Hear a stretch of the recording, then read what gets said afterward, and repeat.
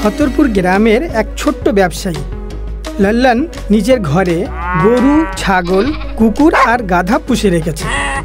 এদের সবার মধ্যে গাধা 1 নম্বর অলস আছে।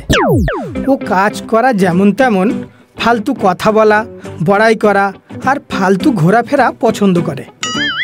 ও এত অলস যে সামনে রাখা ঘাস পর্যন্ত যেতে চায় না। ছাগলকে বলে, ছাগল বোন, একটু ঘাস সরিয়ে দাও না, এখন কে উঠবে? ওফো গাধা দাদা, তুমি এত অলস কেন গো? এত অলসও, কিন্তু তাও আমাদের থেকে সবচেয়ে বেশি কাজ ওই করে। হ্যাঁ, আমাদের মালিক ওর পিঠে নমকের বস্তা চাপিয়ে নিয়ে যায়, গ্রামের নদীর পোল পার করে শহরে পৌঁছায়, নমক বিক্রি করে আর সন্ধ্যায় ফিরে আসে। আরে গাধা কোথাকার, এখনো পর্যন্ত খাচ্ছি। কত খাবি? এখন তোর খাওয়ার না, যাওয়ার সময় হয়ে গেছে, চল। সারা রাত বৃষ্টি হয়েছে, এর আগে কি ফের বৃষ্টি হোক, আমাদের শহরে পৌঁছাতে হবে। মালিক সব সময়ের মতো গাধার পিঠে 3-4 নমকের বস্তা চাপিয়ে শহরের দিকে চলতে থাকে। ও নদীর পোলে পৌঁছায়। সারা রাত বৃষ্টি হওয়ার কারণে ভিজে পোল যেমনি পার করতে চায় কি আচানক গাধার পা পিছলে যায়, আরও নদীতে পড়ে যায়। পানিতে ছটপট করতে থাকে, ভ্যাচু ভ্যাচু করতে থাকে।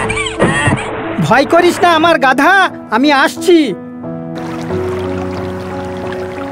আরে ইয়ার, চল ঘরে ফিরে যায়। গাধাকে এত তাড়াতাড়ি ফিরে আসতে দেখে বাকি পশুরা জিজ্ঞাসা করে, আরে গাধা ভাই, তুমি আজ এত তাড়াতাড়ি কি করে চলে এলে? আরে ইয়ার, সারা রাত বৃষ্টি হয়েছিল না, আমি মালিককে বলে দিয়েছি আজ কাজের মন নেই, ফিরে চলো, না হলে ল্যাং মেরে দাঁত ভেঙে দেব। মালিক ভয় পেয়ে গেল আর ফিরে এসেছে। আরে বাহ, তাহলে তো তুমি যখন ইচ্ছে তখনই মালিককে ধমকি দিয়ে ফেরত আসতে পারো। যদি সত্যি এমন হতো তো আমি রোজ ধমকি দিয়ে ফিরে আসতাম। আজ আপনি তাড়াতাড়ি কি করে এলেন? কি করব, গাধা নদীতে পড়ে গিয়েছিল, সব নমক পানিতে গুলে গিয়েছে, তো শহরে গিয়ে কি বিক্রি করতাম, ফিরে আসতে হলো। যদি এই ব্যাপার হয় তাহলে তো আমি রোজ ফিরে আসতে পারি। আর তারপর দিন মালিক ওর পিঠে নমকের বস্তা চাপিয়ে শহরে যাওয়ার জন্য যেই নদী পার করার জন্য পোলের উপরে চড়ে, তো গাধা ভাবে, এই সুযোগ আছে, পড়ে যাওয়ার বাহানায় লাফ মারি, নমক গলে গেলে মালিক আমাকে বাড়ি ফিরিয়ে নিয়ে যাবে।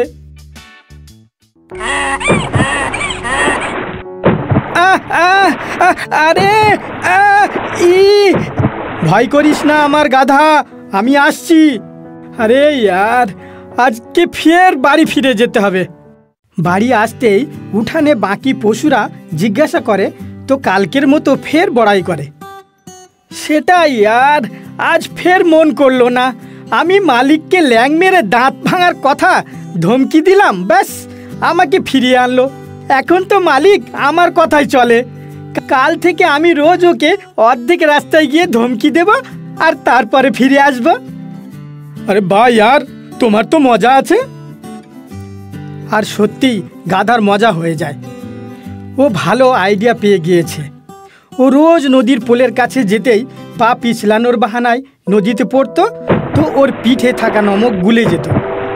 মালিক নদীতে লাফ দিয়ে ওকে বাঁচাতো আর বাড়ি ফিরিয়ে আনতো। একদিন ঘরে এসে মালিক দেখে কি গরু, ছাগল, কুকুর গাধার সেবায় আছে। এই নাও গাধা দাদা, রস ভরা ডালপালা খাও। খাওয়ার পরে পানি খাবে গাধা ভাই। রেখে দাও। কি ব্যাপার, আজকাল খুব সেবা করছো আমার? চলো, এটাই তো আমি চাইছিলাম। সেবা তো আপনাকে করতেই হবে দাদা। আরে বাবা, তোমার ধমক শুনে যখন মালিক বশ হয়ে গেছে, তাহলে আমরা তো কোন দূর ছাই। কি বলো ছাগল?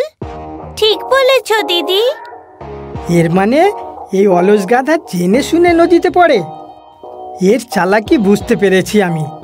কাজ না করতে হয়, এই জন্য নদীতে পড়ে নমক গুলিয়ে দেয়, আর আমার ফিরে আসতে হয়। ঠিক আছে গাধা, কাল তোর মজা দেখাচ্ছি। পরের দিন মালিক চালাকি করে নমকের জায়গায় চুনের বস্তা ওর পিঠে চাপিয়ে দেয়। পোলের কাছে পৌঁছাতেই যেই পড়ার বাহানায় গাধা নদীতে লাফ দেয়, বস্তা পানিতে ভিজতেই চুন জ্বলতে থাকে, আর ওর পুরো পিঠে যেন আগুন লেগে যায়। আহ আহ আহ আহ, ও বাঁচাও, কেন আসছে না? এখানে কি আমাকে নিজেই কষ্ট করতে হবে? তারপর চিল্লাতে চিল্লাতে কিনারায় আসে। কিনারায় আসতেই মালিক ওকে ধরে বাড়ি নিয়ে যায়। কি ব্যাপার গাধা ভাই, আজ তুমি খুব তাড়াতাড়ি শহর থেকে ফেরত এলে? আহ আহ আহ, আরে গাই বোন, শহরে তো আমি যাইনি। তোমায় এত ক্লান্ত কেন দেখাচ্ছে? কি বলবো ছাগল বোন, আজ আমি নদীর পোলে থেকে পানিতে পড়ে গিয়েছি, তো আমার পিঠ জ্বলতে থাকে। রোজ পড়তাম তো এমন হতো না, আজ জানি না কেন এমন জ্বলছে। হয়ে যায়, কখনো কখনো এমন হয়ে যায়। কিন্তু পরের দিনও ফের গাধা পিছলানোর বাহানায় নদীতে পড়ে, তো আজ ওর পিঠ আরো বেশি জ্বলে। ও যন্ত্রণায় চিল্লায়, অলস গাধা, আমি বুঝতে পেরেছি তোর চাল। আজ তোর পিঠে শুধু চুন রেখেছিলাম। গাধা জ্বালায় চিল্লাতে চিল্লাতে বাইরে আসে। ওর কিনারায় আসতেই মালিক ওর কান ধরে। কতদিন এমন বাড়ি ফিরে যাব? বর্ষা তো 4 মাস থাকবে। 4 মাস পর্যন্ত পিছলাতে থাকলে তো আমার ব্যবসাই বন্ধ হয়ে যাবে। চল, আজ শহরে গিয়েই আসবো। আর ওই দিন মালিক পুরো দিন গাধাকে শহরে ঘুরিয়ে ঘুরিয়ে এতদিনের আরামের বদলা নিয়ে নেয়। গাধাও ভাবে, বাপরে, আজ যদি আর কিছুক্ষণ আলসি করে পানিতে থাকতাম তো আমি মরেই যেতাম। আর একটা কথা আমি বুঝতে পেরেছি, মানুষ হোক বা পশু, ওর অলস হতে নেই, নতুবা অলসের জন্য ওর পানিতেই নয় শ্মশানেও জ্বলতে পারে।